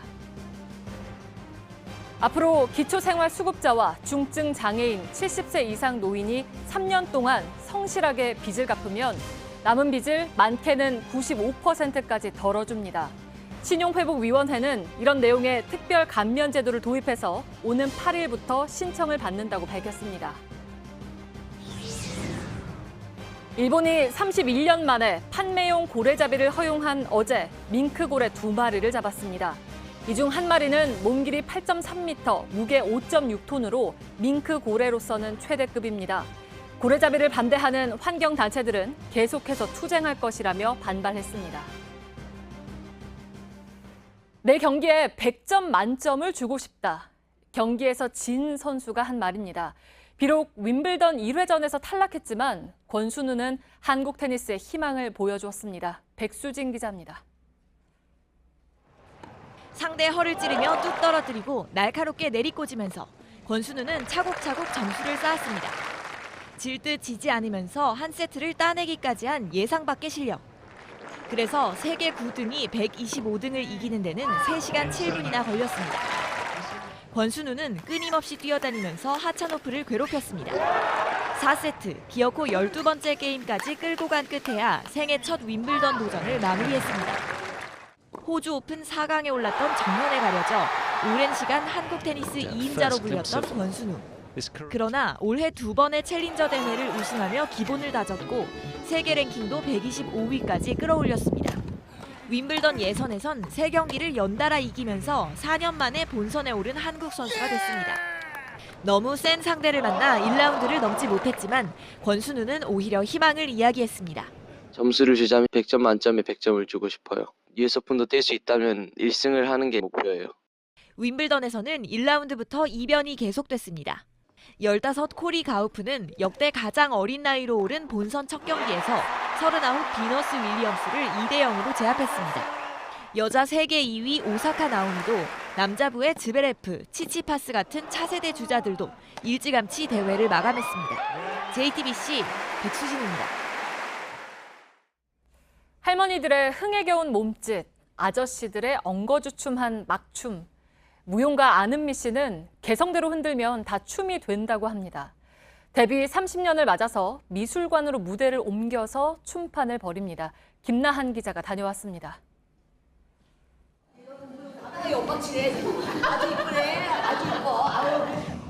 둥근 조명이 돌아가고 경쾌한 노래가 울립니다. 춤판이 벌어진 곳은 공연장도 클럽도 아닙니다. 적막하기로 이름난 미술관이 들썩입니다. 1988년 데뷔한 안은미는 춤은 어려운 게 아니고 누구에게나 필요하다는 걸 보여줬습니다. 어시장에서, 바닷가에서, 세탁소 앞에서, 등산로에서 음악은 그저 트로트 하나면 충분합니다. 평범한 시골 할머니도, 책임감에 짓눌린 아저씨도, 교복에 얽매인 학생들도, 몸집은 작아도 마음은 큰 저신장 장애인도 안은미와 함께라면 무대 위 주인공입니다. 빡빡 깎은 민머리를 28년째 고수하는 것도 정답은 없기 때문입니다. 늘 여자는 머리가 길어야 되고 그걸 강요받고 그래서 그냥 용기 내서 한번 밀어봤어요. 저한테 정말 어울리는 헤어스타일이라는 걸 알게 되고. 세상이 침울할수록 신명나는 에너지가 필요하다며 모두를 위한 예술을 만들었습니다. JTBC 김나한입니다.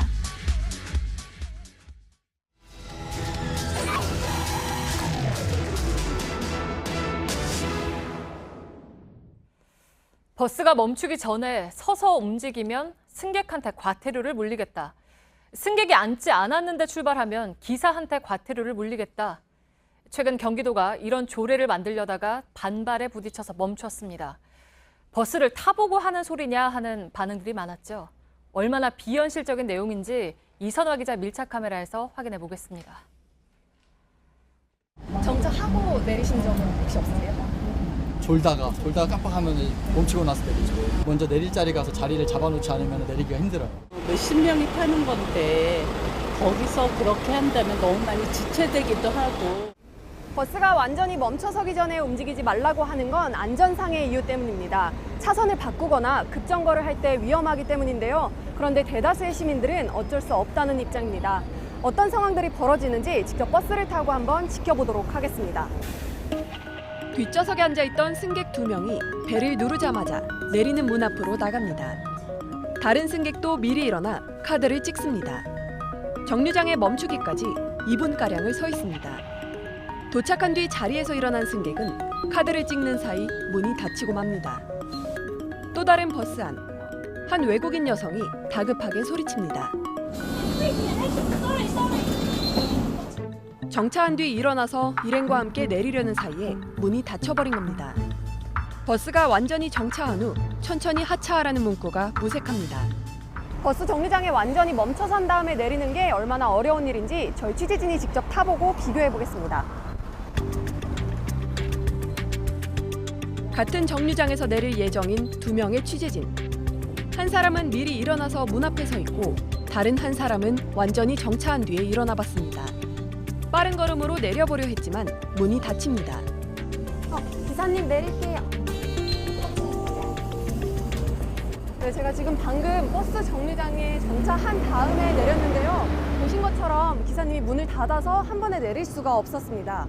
정거장 도착하기 전에 좀 미리 좀 문 앞에 나와 있는데 아무래도 이제 뭐 문을 안 열어주시거나 하고 너무 빨리 닫으셔서 버스 기사들도 나름의 고충이 있습니다. 배차 기간 때문에 출근시간 차가 많이 밀리면 사람들 지각할 것이고 대중교통 이용하는 게 빨리 가라고 있는 거 아니에요? 지금은 다 좋은데 이 시내버스가 뭐 좌석도 한계가 돼 있는 거고. 경기도는 지난달 말 조례를 바꾸겠다고 발표했습니다. 버스가 멈추기 전에 일어서서 움직이면 승객에게 3만 원, 승객이 앉지 않았는데 출발하면 기사에게 50만 원의 과태료를 물리겠다는 내용이었습니다. 하지만 승객들의 반발로 중단됐습니다. 안전을 위해서는 그렇게 또 발휘했겠죠. 움직이더라도 과태료 물린다는 것은 조금 과하다 싶어요. 이처럼 안전한 버스 이용을 위해 정부에서는 각종 대책을 내놓고 있지만 현실과 동떨어진 경우가 많습니다. 광역버스 입석도 금지돼 있지만 서울과 수도권을 오가는 버스에선 일상입니다. 이미 설 자리도 부족한 버스에 사람들이 올라탑니다.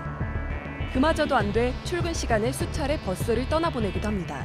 아까 보니까 계속 이렇게 몇 번 못 하신 것 같은데. 좌석이 없어요. 여기는 거의 서서 가요. 자리가 없어 계단에 서 있는 경우도 많습니다. 8시 정도 되면 문에 매달려서 기사들도 애환이 있는 거죠. 못하게 하면 난리 날 전쟁통같이 하려고 하죠. 대부분의 승객들은 버스 안에서 한 손으론 손잡이를 잡고 다른 한 손으론 스마트폰을 보고 있습니다. 고속도로를 달리던 버스의 주행 속도를 스마트폰 앱으로 측정해보니 평균 90km가 넘었습니다. 승객들이 안전을 위해서 움직이지 않으면 좋겠지만 그러지 못하는 경우도 많습니다. 무조건 금지하는 방안을 내놓을 게 아니라 현실을 반영한 정책을 마련해야 할 겁니다. 밀착 카메라 이선아입니다.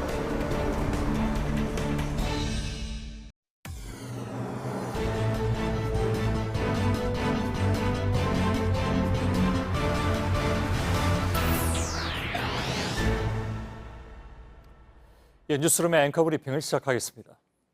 불편해도 괜찮아요. 학생들은 피켓을 들었습니다. 비정규직 노동자들의 파업으로 당장 내일부터 급식이 끊길지도 모른다는데 배를 골아도 괜찮다니. 그러나 학생들의 마음은 어른들보다 한참 앞으로 나가 있었습니다. 밥을 안 준다고 원망하지 말고 왜 파업을 하는지 관심을 가져야 한다. 찜질방같이 끓어오르는 조리실의 환경과 학교에서 일하는 노동자들의 고생을 알고 있기에 그들은 미안했던 것이죠. 우리 학생들이 잠시 불편해질 수 있습니다. 그러나 이번 일을 계기로 이 땅에 소외된 많은 사람들의 마음을 헤아려 보았으면 합니다. 학부모에게 가정통신문을 보낸 인천의 그 초등학교 역시 조금 불편하자고 제안했습니다. 의의연대, 동병상련의 울림이라고나 할까? 실제로 그것은 지금 초등학교에 다니는 아이의 미래일 수도 있으며 각자의 일터에서 일하는 학부모의 현재일 수도 있으니까요. Sorry, we missed you. 죄송합니다. 우리가 당신을 놓쳤네요. 라는 의미죠. 영국의 택배기사들은 택배를 받을 사람이 집에 없을 때 집 앞에 이런 내용의 쪽지를 남긴다고 하는군요. 영화감독 켄 로치는 그들이 남긴 이 문구에 주목했습니다. 그대로 해석하자면 노동자가 고객을 놓친 것이 되지만 거꾸로 풀이해본다면 누군가의 노동을 편안히 제공받는 사람들이야말로 그 노동을 제공하고 있는 누군가의 가치를 놓치고 있다는 것. 즉, 정작 그들을 놓친 것은 우리 사회라는 의미였습니다. 불편해도 괜찮아요. 고등학생들이 웃으며 지켜든 불편을 감수하겠다는 그 메시지 안에는 누군가에게 적절한 노동의 대가를 지불하지 못한 냉정한 세상이 건네야 할 사과가 대신 담겨진 것은 아닐까. 오늘의 앵커 브리핑이었습니다.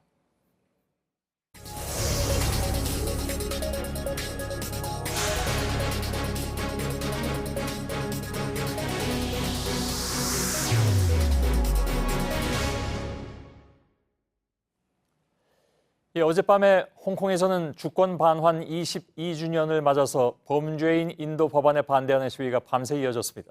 주최 측 추산으로 시민 55만 명이 다시 거리로 나왔고 우리의 국회에 해당하는 홍콩 입법회가 사상 처음으로 시위대에 의해서 점거되기도 했습니다.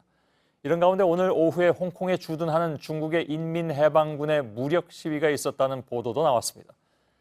홍콩 시위대를 향한 무언의 압력으로 보여집니다. 먼저 황예린 기자가 홍콩 현지에서 취재한 내용을 전해드리겠습니다. 행안 공간에 폴리스 라인이 쳐 있습니다. 홍콩 입법회 옆부분인데 어젯밤 홍콩의 반정부 시위대들이 이곳에 쳐져 있던 쇠기둥을 뜯어냈습니다. 옆 유리창을 내려치는 모습도 보였습니다. 밤새 진행했던 시위의 흔적이 곳곳에서 보입니다. 이렇게 시위대들이 던졌던 달걀도 보이고요. 옆으로 깨진 흔적도 보이는데 앞으로 가보면 마스크도 있고요. 플라스틱 뭉치들도 보입니다. 이 뭉치들은 시위대들이 도로를 점거하기 위해서 사용했던 바리게이트를 묶기 위해서입니다. They didn't hear to the voice of people. Think people just like a crying baby for no reason. But we know what we are doing. 경찰은 최루탄을 쏘며 진압에 나섰습니다. 하지만 시위대들은 우산으로 막고 바리게이트에 몸을 숨기며 저항했습니다. 결국 밤 9시쯤 시위대 수백 명이 유리를 부수고 건물 안으로 들어섰습니다. 시위대들은 입법회 안에서 영국 국기를 흔들고 홍콩 행정 자치구를 뜻하는 상징에 검은 스프레이를 뿌렸습니다. 시민들과 소통하지 않는 홍콩 정부에 대한 항의의 표시였습니다. 어제 점거됐던 입법회 앞입니다. 이렇게 폴리스 라인이 쳐져 있어 안으로 들어갈 수 없도록 돼 있는데요. 깨진 유리창 너머로 보면 경찰들이 어제 사용했던 바리게이트를 조사 중입니다.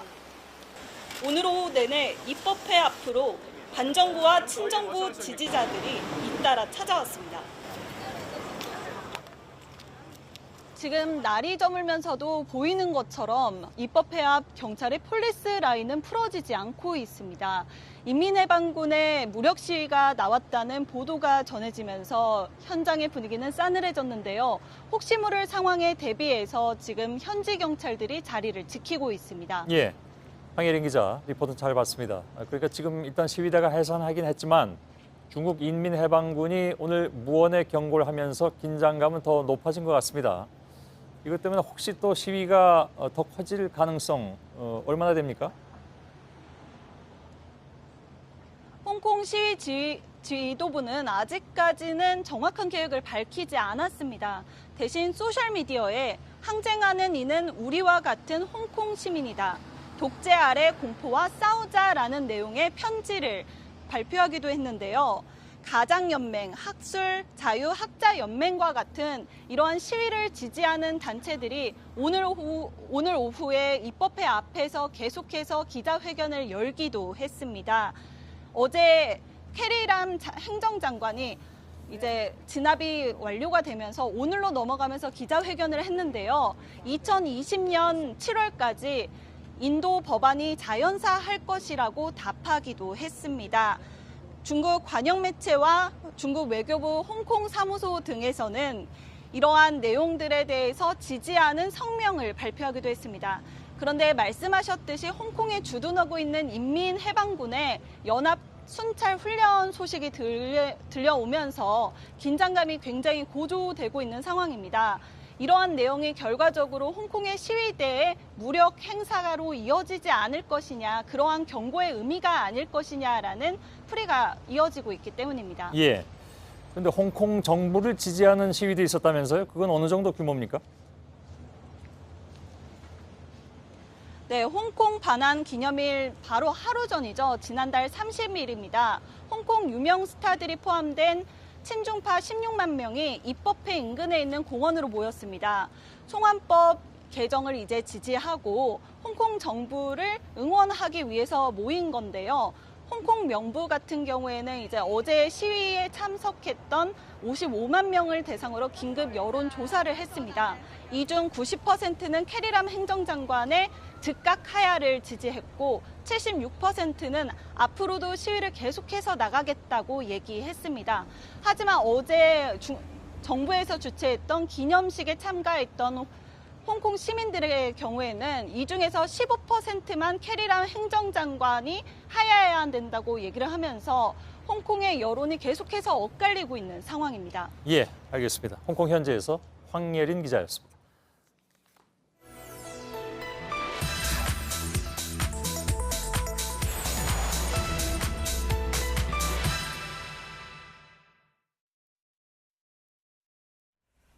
네, 팩트체크 이가혁 기자와 함께하겠습니다. 오늘은 온라인 게시판이나 또 일부 언론에서 나왔던 자외선 차단제, 그러니까 쉽게 말해서 선크림이라고 하죠. 선크림과 관련된 정보 뭐가 맞는 건지 팩트체크를 해보겠습니다. 네. 이가혁 기자 나왔습니다. 오늘 전국의 자외선 지수가 매우 나쁨이었잖아요. 네, 그래서 너무 덥고 또 햇볕도 뜨거웠습니다. 네, 그래서 지금 이 주제를 가지고 나왔습니까? 네, 그렇기도 하고요. 또 좀 더 일상생활에 필요한 정보를 더 다뤄달라 뭐 이런 시청자 의견도 많아서 가져왔습니다. 잠깐 본론으로 들어가기 전에 옛날에 5년 전에 저희 팩트체크 처음 시작할 때 영상 잠깐 보시겠습니다. 시청자 여러분께 의미 있는 그 모든 사안에 대해서 저희들은 팩트체크 역할을 할까 합니다. 네. 네. 젊으신데요. 네. 오늘 주제도 그래서 말씀하신 대로 시청자 여러분께 의미가 있는 그 네. 모든 사안 여기에 속할 것 같아서 가져온 것도 있습니다. 네, 팩트체크한 거군요. 네.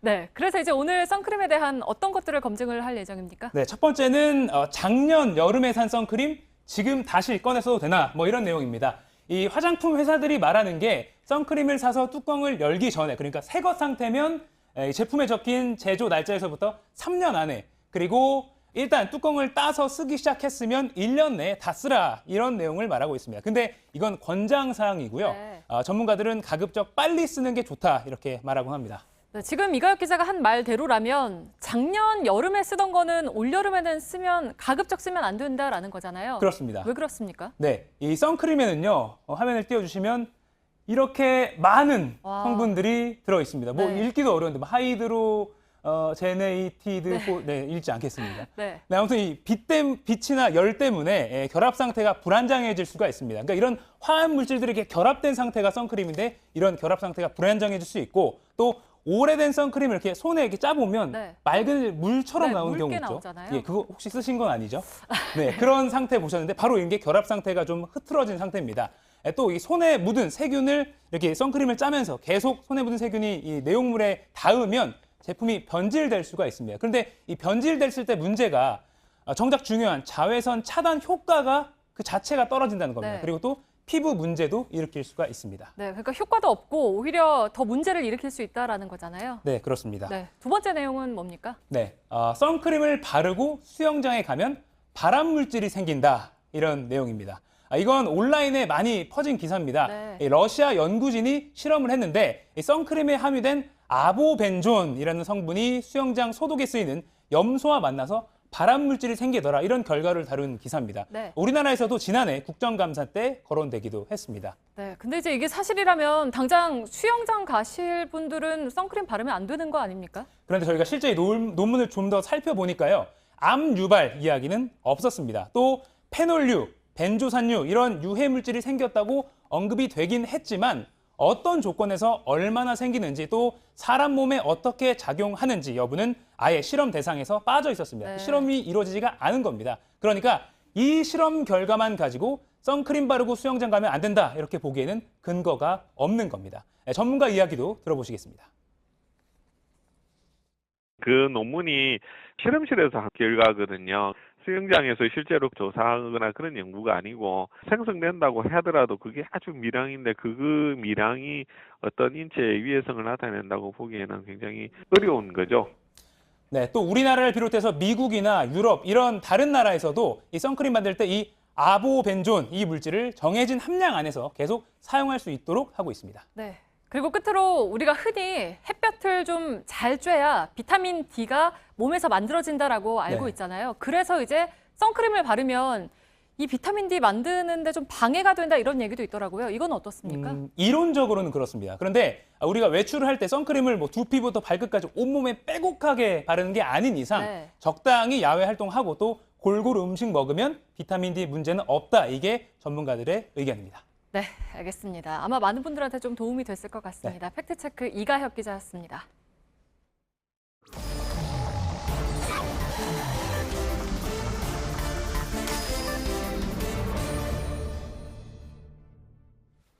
예, 비하인드 뉴스를 시작하겠습니다. 박성태 기자가 나와 있습니다. 자, 시작하죠. 예, 첫 키워드는 바른미래당의 반반으로 잡았습니다. 반반? 예, 바른미래당의 어떤 정책 또는 현안에 대한 입장이 반반이다라는 건데요. 전에도 그랬었잖아요. 그렇습니다. 예. 최근 정개특위 위원장 교체에 관련된 입장이 당대표와 원내대표가 완전히 다릅니다. 예. 먼저 손학규 당대표 얘기를 직접 듣겠습니다. 정의당에게 갖고 있었던 정개특위위원장을 뺏는다는 말.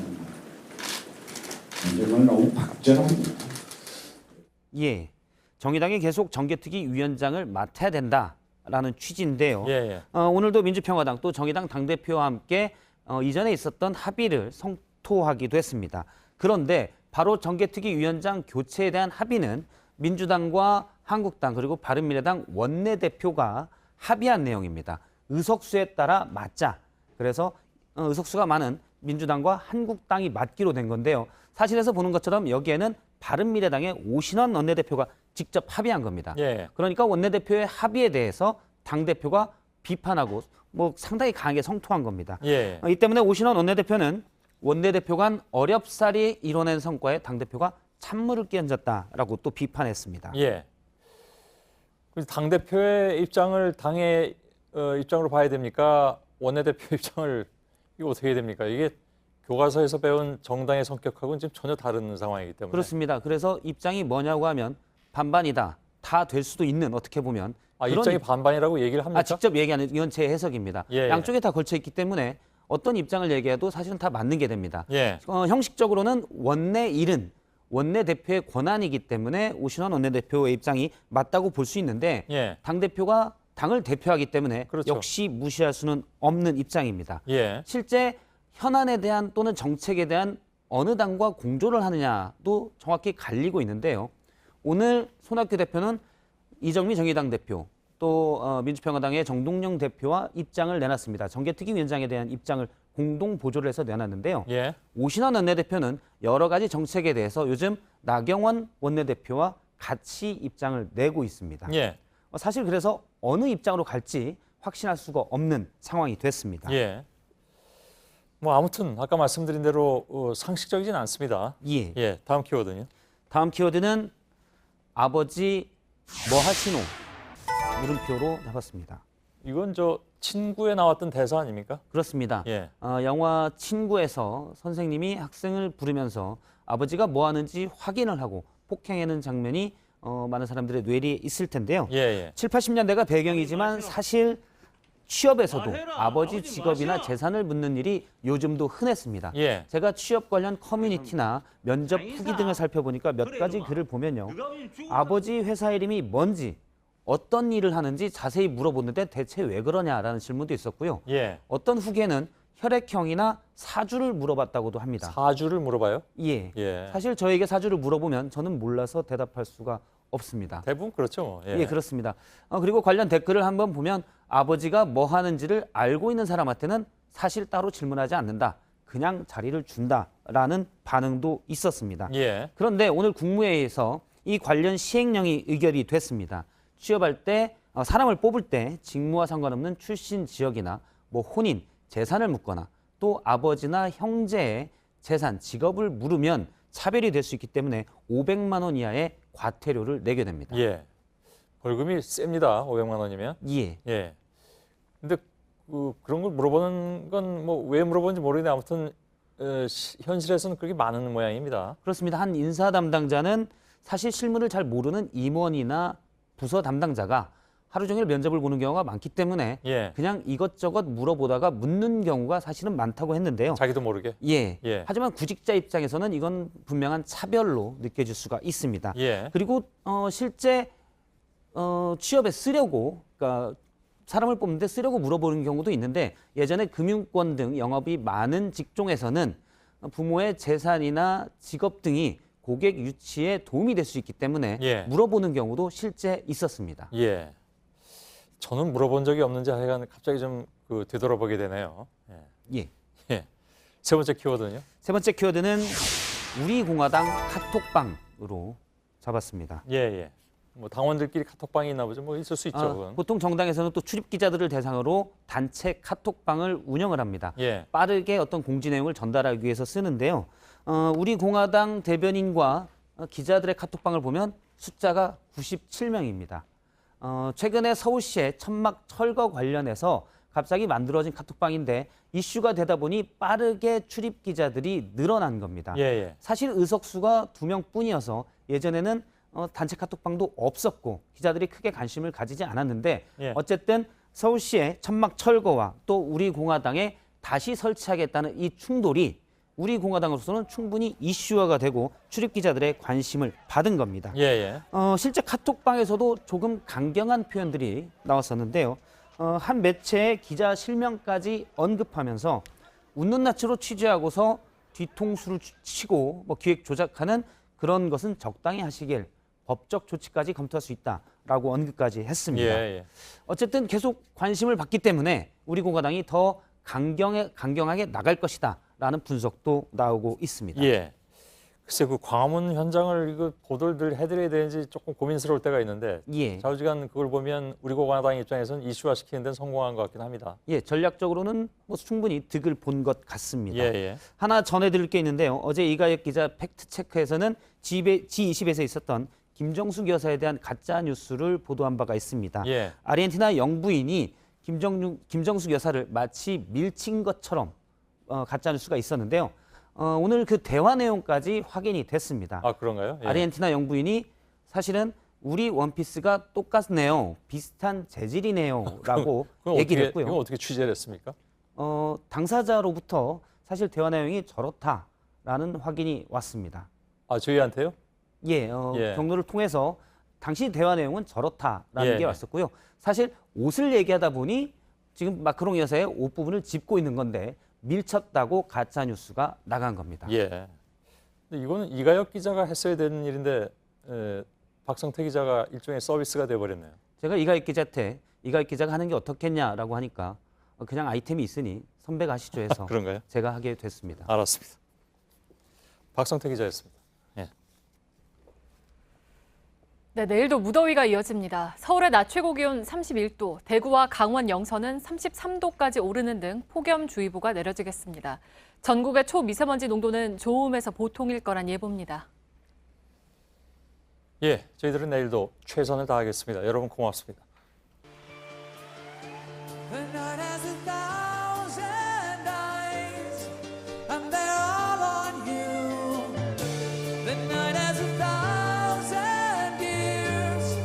Listening to your cry.